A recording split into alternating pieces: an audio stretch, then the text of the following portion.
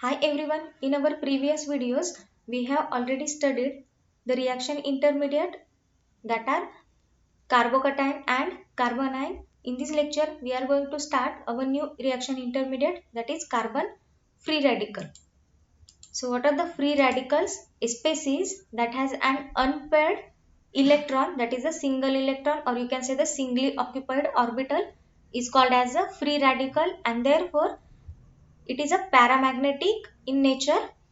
Free radicals are neutral and electron deficient, similar to carbene, and contains 7 electrons in valence shell. Similar to other reactive intermediates, the free radicals are highly reactive due to the incomplete octet. As we know, the free radical is a singly occupied orbital. Therefore, the carbon atom will possess 7 electron in its valence shell, then we can say it is a free radical. Okay, and due to the incomplete octet, the free radicals are the highly reactive species, same as that of the carbenes, and therefore they are very difficult to isolate. Some free radicals are highly stable and can be isolated easily. The chemistry of free radicals is different from other intermediates, since free radicals are odd electron species and the other intermediates are the even electron species. Radicals are having less stability and more reactivity than the carbocations and the carbanion, since the carbocation and carbanions are stabilized by their counter ions and the radicals are not. Means what? Some free radicals are highly stable and can be isolated easily. If they are stable, then and then only it can be isolated, and the chemistry of free radical is somewhat different than that of the other intermediate due to the odd electron species. Means the carbocations is a 6 electron species, carbanion is 8 electron species. Okay, and free radical is a 7 electron species. Therefore the chemistry is somewhat different than that of the carbanion and carbocations, and also the carbocations and carbanions are stabilized by their counter ions and radicals are not. Therefore the radicals are less stable than that of the carbocation and carbanion. Let's see the structure for the free radical. As we know, the structure for carbocation and carbanion, the structure for carbocation is planar and the carbanion is tetrahedral. Okay, but the radical structure is in between the carbocation and carbanion, because the carbocation possesses the 6 electron, carbanion possesses the 8 electron, and our free radical is possess 7 electron. Therefore the geometry is also in between the carbocation and carbanion. The simple alkyl free radical undergo very fast pyramidal inversion which take place even at very low temperature.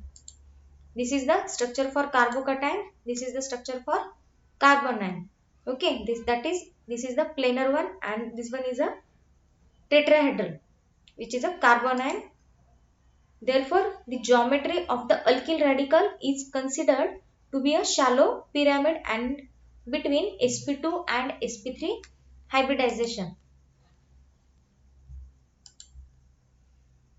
This is the shallow pyramidal structure of the carbon free radical, and sometimes it can be written in many books, it can be written as like this, but the actual structure geometry for the alkyl radical, or you can say the free radical, is considered to be the shallow pyramid, that is the in between sp2 and sp3 hybridization. If it is a sp2 free radical, then you can write as like this.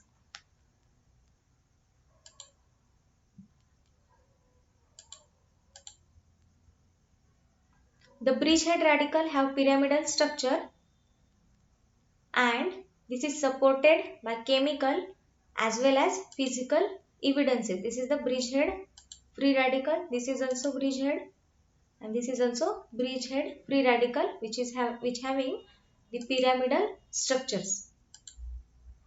The occurrence of Hunsdiker reaction at the bridgehead position supports the pyramidal structure, and the existence of free radicals are at the bridgehead position. This is the evidence for the formation of free radical at the bridgehead position, that is the Hunsdaker reaction.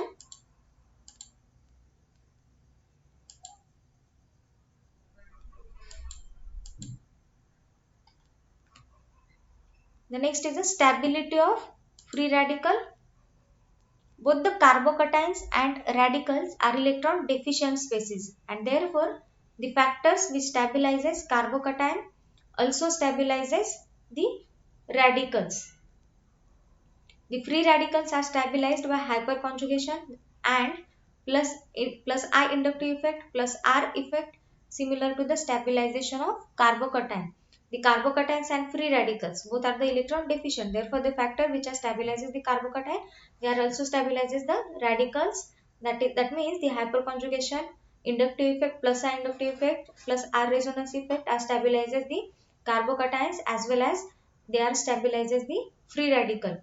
There are three main differences between the carbocations and the carbon free radical, which are given below as the factors which are stabilizes the carbocation. They are also stabilizes the free radical, but there are some differences between the carbocation and carbon free radical. That are, the first one is a carbon free radical is not as stable as the carbocation, since the former the carbon free radical is not as unstable as the carbocation, since the former is surrounded by 7 electrons. That means the carbon free radical having the 7 electrons and the carbocations having the 6 electrons. Thus, the very unstable aryl and primary alkyl carbocation are almost never seen due to the deficiency of electron. The alkyl and primary aryl carbocations are not even seen, whereas the aryl and primary alkyl radicals are reasonably common. That means due to the extra one electron than the carbocation, the carbon free radical somewhat stable than that of carbocation, and thus the primary alkyl carbocation are not even seen, but the primary alkyl radicals are reasonably common.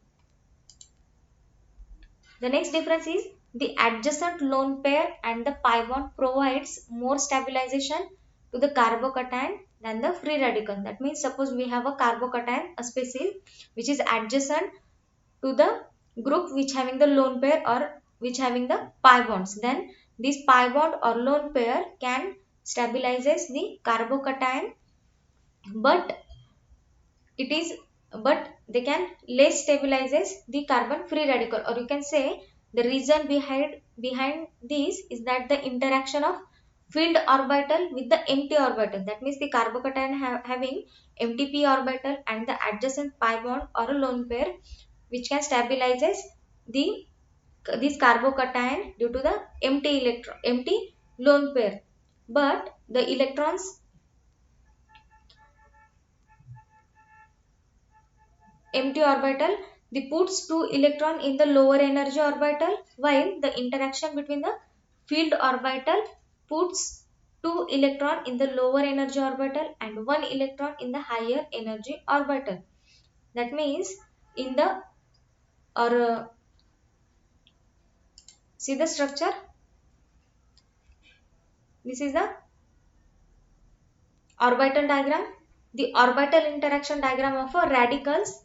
This part is the orbital interaction of carbon free radical, and this side is a interaction diagram of carbocation. Or you can see here, this is the empty orbital of carbocation, this part is of carbocation, this is the highest empty orbital of a carbocation, and this is the adjacent electron pair or a pi bond which are adjacent to this carbocation. Okay, so in the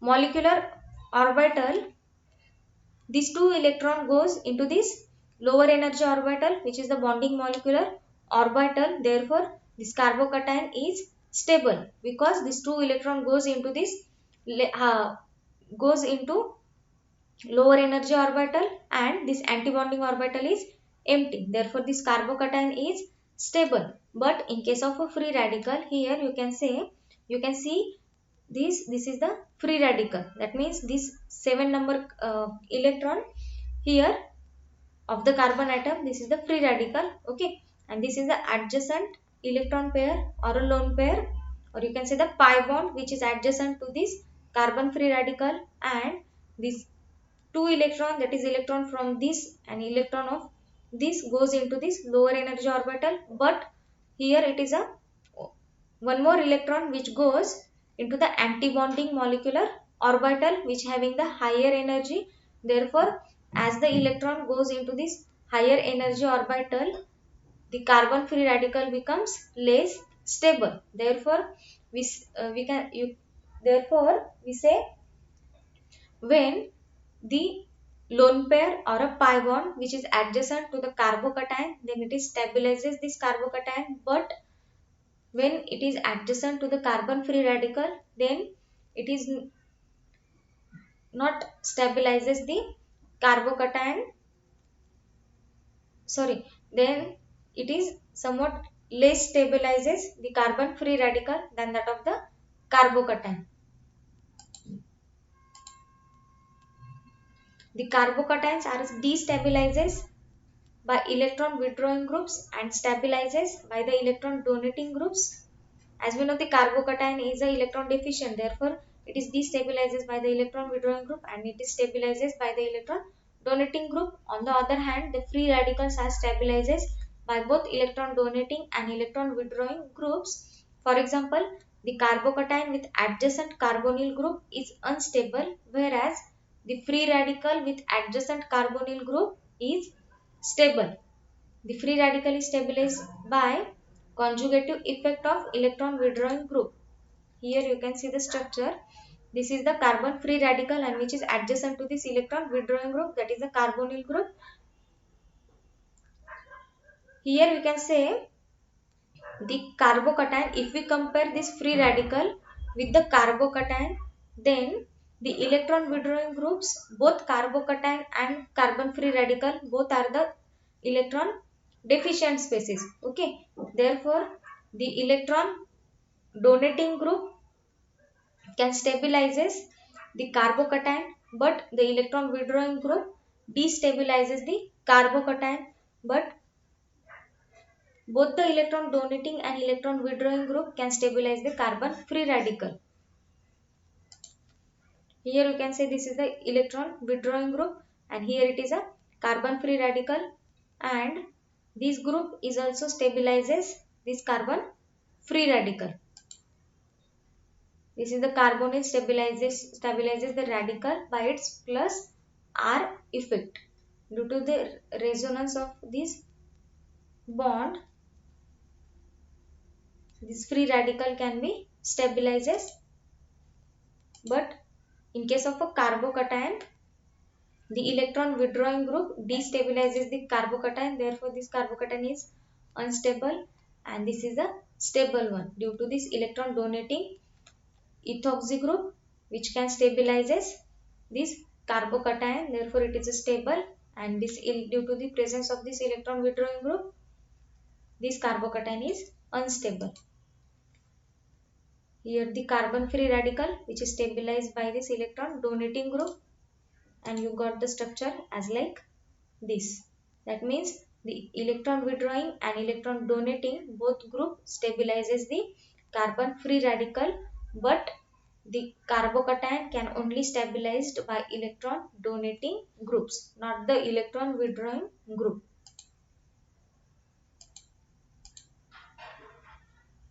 There are two types of radical based on their stabilization, that are the sigma radical and a pi radical. An unpaired electron in the sigma radicals is in the sigma orbital, and an unpaired electron in the pi radical is in the pi orbital. The radical 1 is a sigma radical while 2 and 3 are the pi radical. See the structure, this is the radical first. When the radical present in the sigma orbital, then it is called as a sigma radical. Therefore, this is a sigma, this radical is a sigma radical, this radical is a pi radical. This is also the pi radical. The radicals which are stabilized by the hyperconjugation and resonance effect are called as a pi radical. Therefore, the pi radical are more stable than the sigma radical due to the resonance and hyperconjugation effect. Therefore, the second and third radicals are the pi radical, which are stable, and this effect are absent in the sigma radical. Therefore, they are more reactive than that of a pi radicals. Therefore, the sigma radical is more reactive than second and third pi radicals.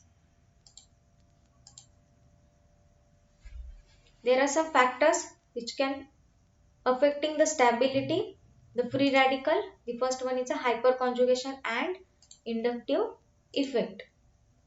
The alkyl groups stabilizes the free radical by electron donating inductive and hyperconjugation effect.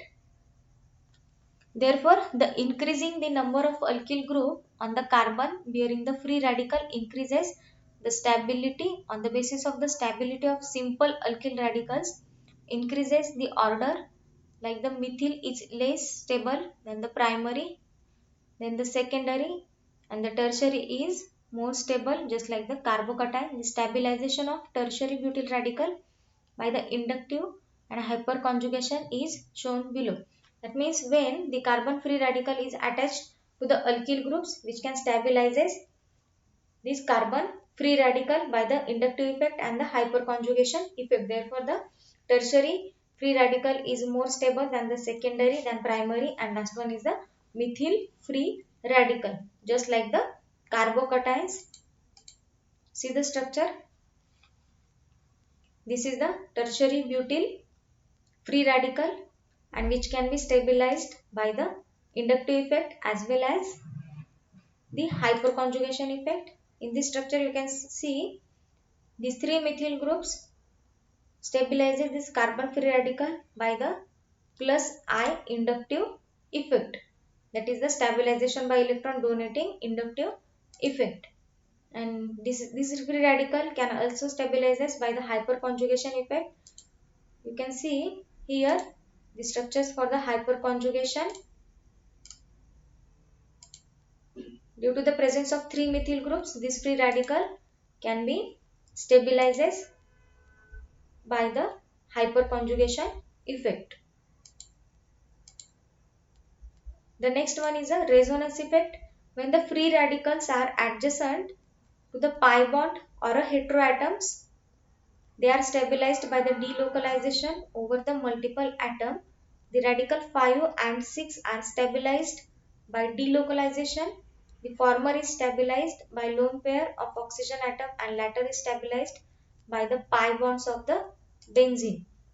That means when the free radical is adjacent to the pi bond or a heteroatom, then they are stabilized by the delocalization of multiple atom. Here you can see this is the OAT group. That means here this is the electron donating group due to the presence of lone pair over this oxygen atom, and in this structure due to the presence of these pi bonds of this benzene ring, this free radical can be stabilized by the resonance.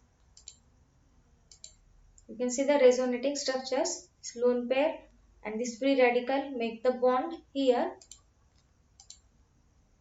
and the single electron remains on this oxygen atom.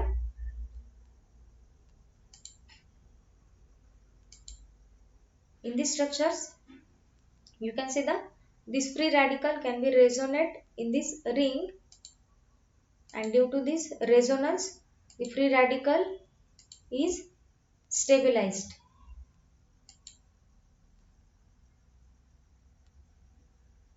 So the groups which are adjacent to the carbon free radical, if they are either the pi bond or a heteroatom, then they can stabilize by the delocalization of the electrons.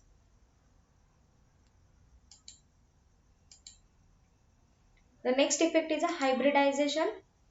The stability of a free radical decreases as the percent of s character in the orbital increases. That is, As the radical bearing orbital becomes closer to the nucleus, its stability decreases. Therefore, the stability order for the following radicals is, see the structure, this is the 7, 8 and 9. In these three structures, this carbon atom which having the free radical which is sp3 hybridized, in this structure this is the sp2 and this is the sp hybridized. As in this structure sp hybridization, the s character is percent of s character is greater, therefore the radical bearing orbital becomes closer to the nucleus and this is the less stable than that of this sp2 and this CH2, that is CH2 radical which is a sp3 hybridized, which is more stable than these two. The next one is a captodative effect. So what is the captodative effect? The effect on the stability of carbon free radicals which is determined by the combined action of electron donating and electron withdrawing groups is called as a captodative effect, and the radicals which are stabilized by such effect are called a captodative radical. See the structure, this is the captodative radical because this radical can be stabilized by electron donating as well as electron withdrawing group. Then this effect is called as a captodative effect and the radical called as a captodative radical. Here the D is the electron donating group and W is the electron withdrawing group. You can see the structures. In this carbon free radical bearing this methoxy group which is the electron donating and this carbonyl group which is the electron withdrawing group. So this free radical can be stabilized by both effect, that is the both groups that are the electron donating and electron withdrawing group. Therefore this radical is called as captodative radical and this effect is called as a captodative effect.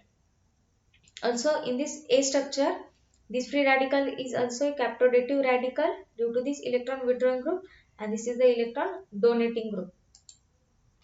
The carbon free radical A and B are stabilized by the captodative effect of electron donating and electron withdrawing groups.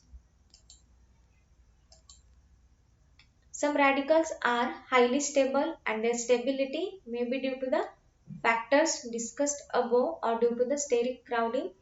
The 2266 tetramethyl 1 piperidinyl loxine, that is the TEMPO, and 2,2-diphenyl 1 picryl hydrazine, that is the DPPH radicals are highly stable, can be stored and handled like other chemicals. This is the structure for TEMPO.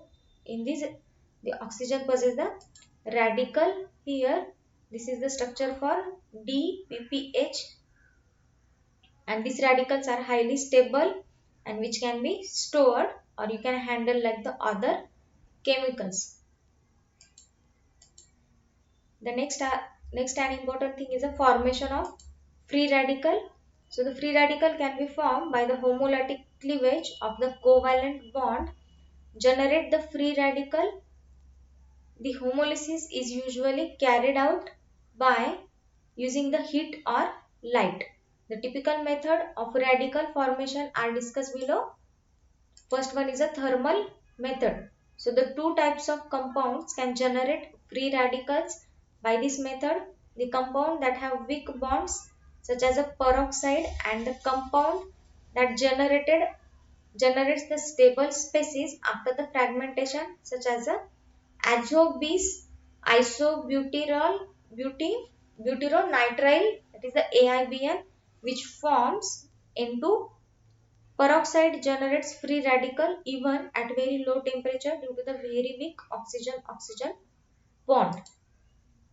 So the two examples showing the homolysis under the thermal conditions are given below. Homolysis of AIBN. This is the structure for AIBN. Azobis isobutyronitrile. This is the AIBN. By the removal of this N2, we get the carbon free radical. So this is the first method by which you can prepare the carbon free radical by the homolysis of AIBN. Next one is a homolysis of di-tertiary butyl peroxide. Then the next method is a photochemical method. The irradiation of compound by light brings cleavage if the energy of light is greater than the bond to be cleaved. This result in the electronic excitation. The two examples showing bond cleavages in the photochemical method are given below. Homolysis of ketones. The acetone in vapor phase is cleaved homolytically by the light of suitable wavelength to acetyl and the methyl radicals. Here the homolysis of acetone in presence of light, and we got these two radicals. The next one is a homolysis of alkyl nitrile and alkyl hypochlorites. This is the alkyl nitrite, and after the homolysis in presence of H nu, we got these two radicals similar to hypochlorites. The next is a redox method. The covalent bonds can undergo homolytic bond cleavage by electron transfer reactions, either by accepting an electron or donating an electron, that is by oxidation and reduction reactions. The oxidation method, single electron acceptors such as a Fe3 plus, Cu2 plus and Mn3 plus accept one electron from the organic compound, leading to the formation of carbon free radical as shown in the following example.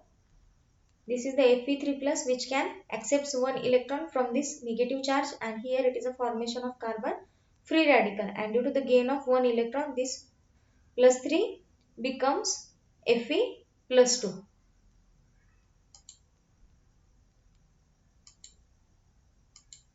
Next one, the solution of hydrogen peroxide and the ferrous ion is known as a Fenton's reagent, and it is often used for the radical formation. In this process, the hydroxyl radical acts as a powerful oxidizing agent. One of the most important application of the Fenton's reagent is conversion of benzene into phenol. The next method is a reduction method.